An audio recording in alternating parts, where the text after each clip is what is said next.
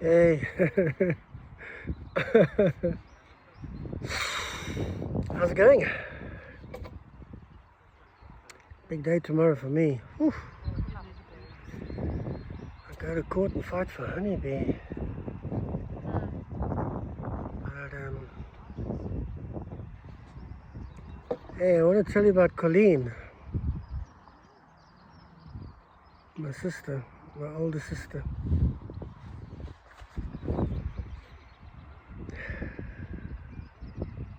We were never close.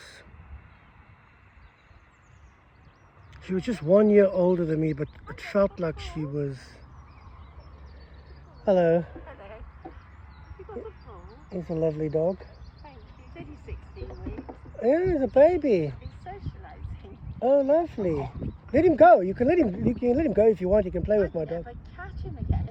Oh, seriously? Oh, of course. Yeah, he's got so much energy. I'll catch him for you if you want me to. Honestly, he'd just be gone. Okay, no problem. He's getting there. He's getting All right, no problem. there. Yeah. He's still a baby. Come on now. Bye-bye, darling. What's his name? Toby. Toby. Go on, Toby. Next time, darling. Come on. Come on. Come on. Anyway, Colleen, yeah, we were never close. She was only 1 year apart from me, but it felt like she was a million miles from me. She didn't really want anything to do with me because I was younger and I was so immature compared to her. I think Colleen grew up very fast.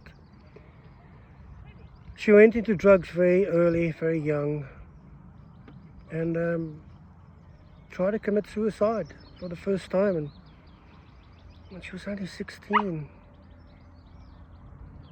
17, Colleen tried to kill herself. Sure. Oh my Lord. You know, most of my cousins were on drugs. Keep quiet, Teddy. You've broken the ball. Look what he's done to the ball. He smashed it. That's a brand new ball. Go get it, you dumb dog. And a lot of my cousins, they were into pills, medication. They were into a thing called whites. A white was actually a diet pill that they crushed, put it on dope. Then they smoked the thing through called a pipe. It's called a white pipe. So it would be a bottleneck, and then inside would be the dope, and then they'd sprinkle the white on top. We call it a white. So we are very, very powerful. So once you pulled on the dope, it would actually put you on your backside. It's something I never tried because I was always very circumspect of drugs because so many of my cousins were on drugs and they died very young. So I never ever tried a white pipe, you know. Funny, when I was in the Navy, there was a guy by the name of Dudley who was, I'll tell you my Navy story, it's quite a story, but anyway, we were in this room, we were actually printing top secret documents, but because they couldn't come in, they couldn't monitor us, so we used to go, one of us, every third day, go lay on the beach in our Navy underpants. We were pitch black. It was amazing. But Dudley, because he'd been smoking whites, he was coughing up blood. His lungs was already gone. It's amazing that he actually passed his test to get into the Navy because you had to be G1, N1, K1, otherwise they sent you home. But yeah, he was coughing up blood. He would just show us as a joke, hey guys, you want to see me cough up blood? That's what he would do. That's what a lot of my cousins were on. You know, one of my cousins was on a white. He ended up a murderer, murdering multiple people.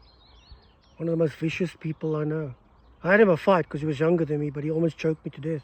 He choked me out and I had to give up. He was just a different animal, honestly, a different person. His father died. His father gassed himself in an oven. When they got home, they found their father in the oven. Can you believe it? Goodness gracious me.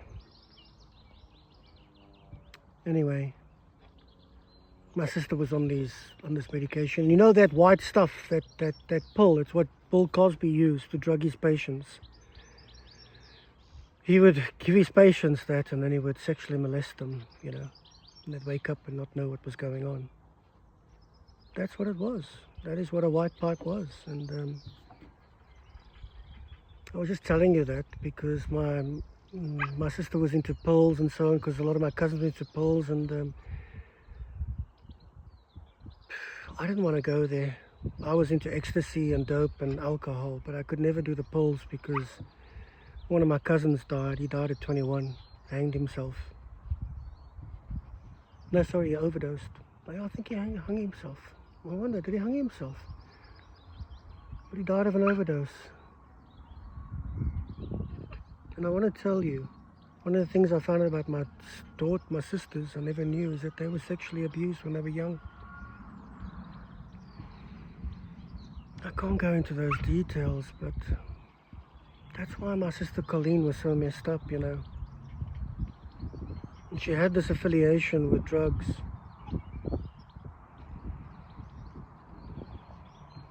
And eventually one day, Colleen just left her family and went on a drug binge. I think it was called tick or crack. It was some sort of drug that was so addictive in South Africa, and she went onto that. She lost her children. She lost her marriage, her life. She lost everything. It completely broke her heart. And Colleen has drug overdosed at least 2-3 times, you know. My sister ended up in a place called Tara. One of my friends ended up there, Eben Brits, because he was a Jehovah's Witness who was battling to come to terms with his sexuality, and eventually ended up in Tara, and I went to go visit him. It was quite beautiful. It's got the most beautiful setting, you know, like it's designed where you can have peace of mind and all that kind of thing, and to help you recover. And people who get to Tara, they're at the end of the road. They're at the point where they definitely want to kill themselves, and they've tried everything, and it's very difficult to get into Tara. And when they get you in, it's because it's an exception, because they know you've been through so much, you're going to die. And Tara was a lifeline for my sister. It was my sister's lifeline. She knew the only thing that could keep her alive if she made it into Tara. Do you know my sister was gang raped? Gang raped.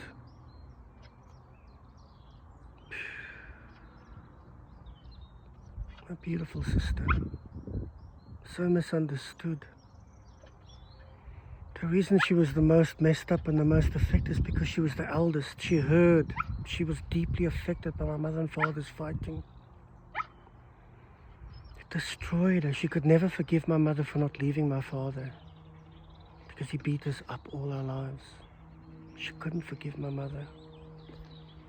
She felt if my mother loved her, she would have left my father. And my mother didn't, because she loved us children. She was doing everything she could to survive for us. Do you know what I mean? Oh my Lord.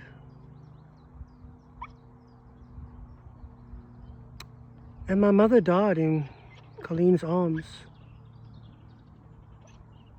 Colleen got to my mum was bleeding, and my mother was a Jehovah's Witness. My mother wouldn't take a blood transfusion. Do you know, it would be the second time that my mother wouldn't take a blood transfusion. The first time, she wasn't even a witness, but because her conscience bothered her, not even a baptized witness, she chose to die rather than take a blood transfusion. And when she went to the hospital, she said, "Look, don't give me blood." My mother said that. And she survived. She lived. It was an absolute miracle. Because my mother bled out, but she had a perforated ulcer. And the doctor said, "Look, you're going to die." And she said, "Well, see me on my way." The answer is no. And so my mom, her ulcer perforated again when she was older. My mother got there. My daughter, Colleen, got there. My mother was bleeding. She took my mother to hospital, and when they were in the hospital, my mother was in Colleen's arms, and she said to Colleen, "I'm not going to die, am I, Colleen?" And my mother died in Colleen's arms. Oh my God.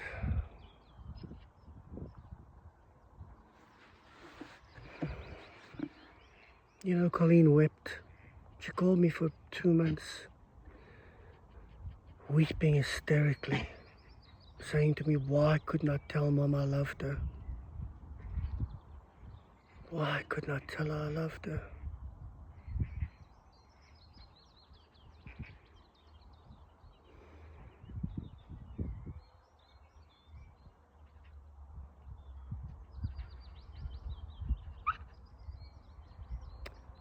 And I was a Jehovah's Witness, and when Colleen would call me and she would be crying and sobbing, I was so over-righteous, so self-righteous, giving her solutions, telling her what to do to meet the standards of men. Instead of connecting with a human being who was struggling, fighting for their life, I couldn't say, Colleen, I love you for who you are. Everything about you, I love you. God loves you. Darling, you were just affected by the child within. You were traumatized as a child, and you carried that trauma with you through your adulthood, and that trauma, the only way the child in you could cope, where you felt you had some measure of control, is with drugs.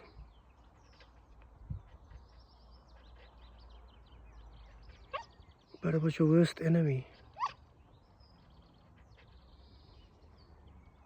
What's up, darling? Want me to throw the ball for you? Go on, my love. Go on. And,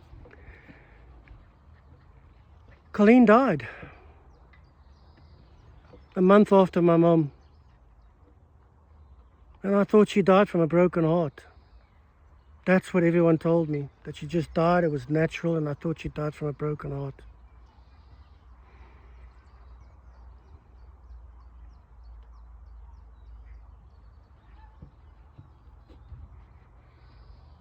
They had a funeral, I never attended a funeral. Damn it, Colleen, I'm so sorry. I'm so sorry I never came to your funeral, darling. I'm really sorry for neglecting you. Because I was so self-righteous, I'm so sorry.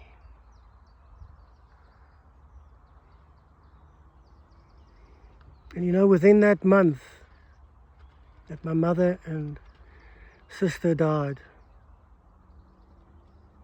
there were people plotting to destroy my life through false allegations. And they did it when I was most vulnerable. When I was mourning the death of my mother and sister, and I had Ashton over with me on the first morning that I was mourning the death of my mother and sister, the CID broke into my home. 5 of them, armed forces, burst into the door. Ashton was with me. He was sleeping with me in the bed because I was in a 1-bedroom place. And the sergeant in charge, detective, what was her name?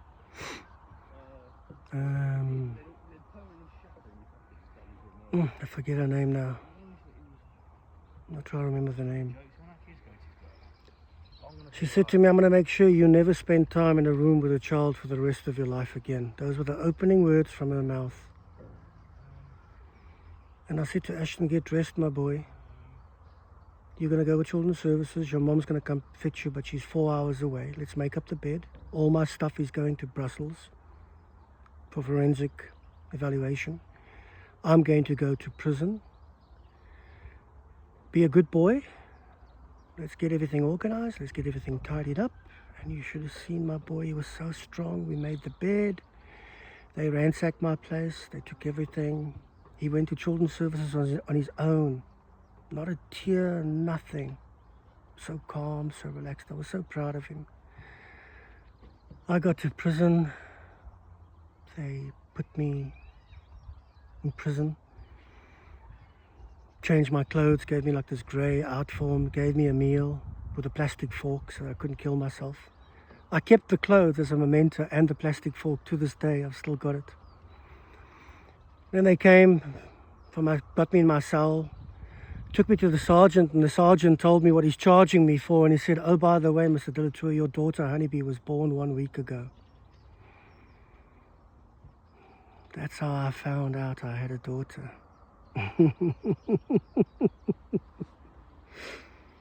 That's how I found out for the first time my daughter's name was Honeybee.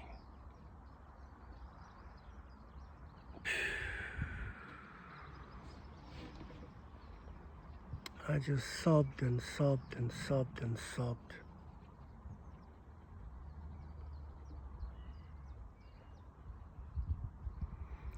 And that's the day they decided, these people plotted to arrest me after I was mourning the death of my daughter and my sister and my mom.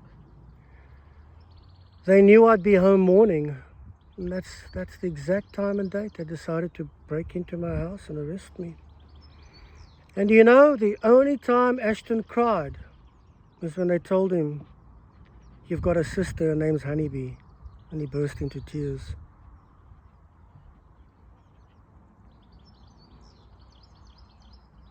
You've got to hear the poem my son wrote about Honeybee. You won't believe it. I'll post it. It's the most beautiful thing my boy wrote about Honeybee.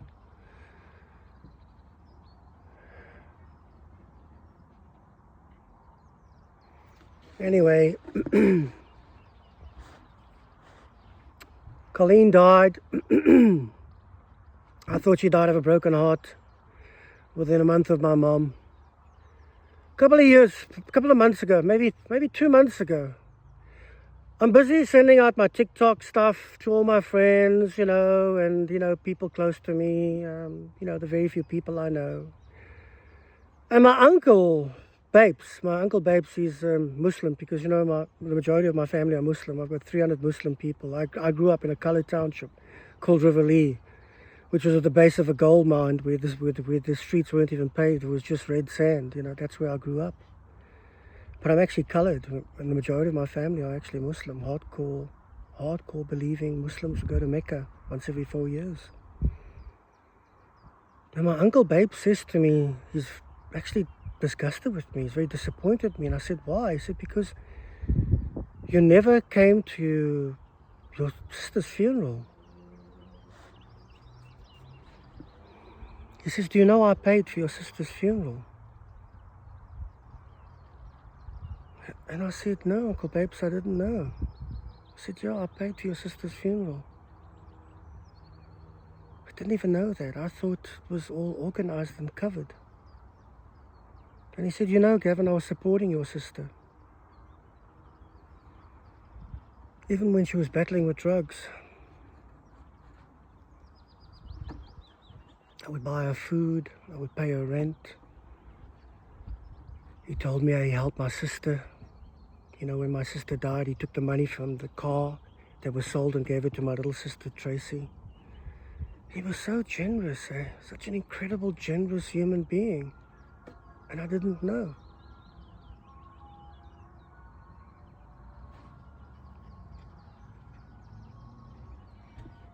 He said Colleen's children wouldn't carry her coffin. It was so disturbing to hear that.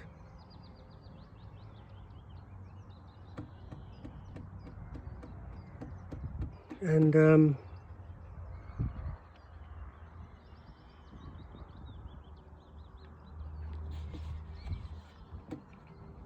he paid for the funeral, and then Colleen called him and said she's battling with drugs. She doesn't know if she's going to make it. She'd been to Tara, came out, relapsed again, and she was really worried she was going to die. And my uncle said to her, listen, Colleen, let me do some research. And he did some research, and he came back to her and he said, look, I'm going to send you away to Magaliesburg. It's a very, very, very beautiful place in the mountains where they've got drug rehabilitation centers, but they're very expensive. I think they were $7,000 a year or something like that, or I don't know, 47,000. It was really, really expensive. And my uncle said to Colleen, look, I'll send you to this way, but you've got to go away for 2 years, but I'm going to pay for it. I'll pay for the first year. And Colleen said yes. But her husband didn't want her to go because he felt he would lose Colleen for 2 years. And then he got a phone call. Colleen was in hospital, critical, and he rushed over to hospital. When he got there, the doctor said, "Look, I'm really sorry to tell you, but Colleen's died of a drug overdose."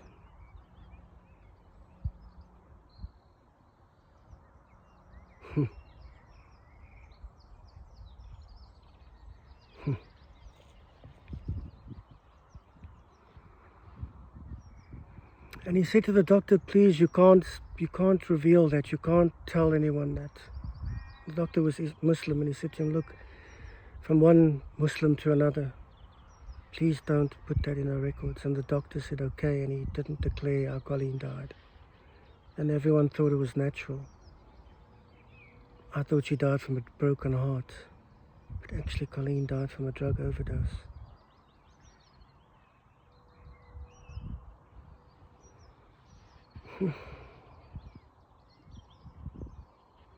Colleen, my darling, darling, darling sister, I'm so sorry I wasn't there for you. I'm so sorry, darling, I didn't love you, I didn't listen to you, and I didn't support you. I'm really sorry. Oh, Colleen, if God can bring you back, if I make it, oh, my darling, I'd love to see you again. Just like I'd love to see my mother again. I'd love to see my brother again. And I'd like to see my father again.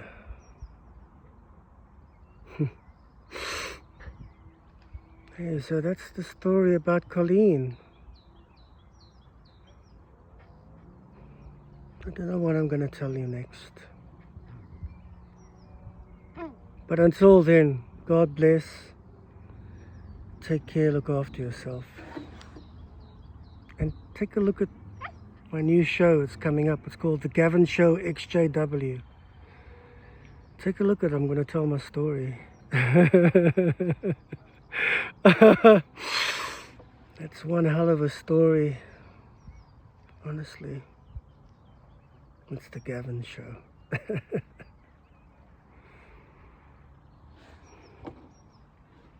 Cheers. Bye-bye.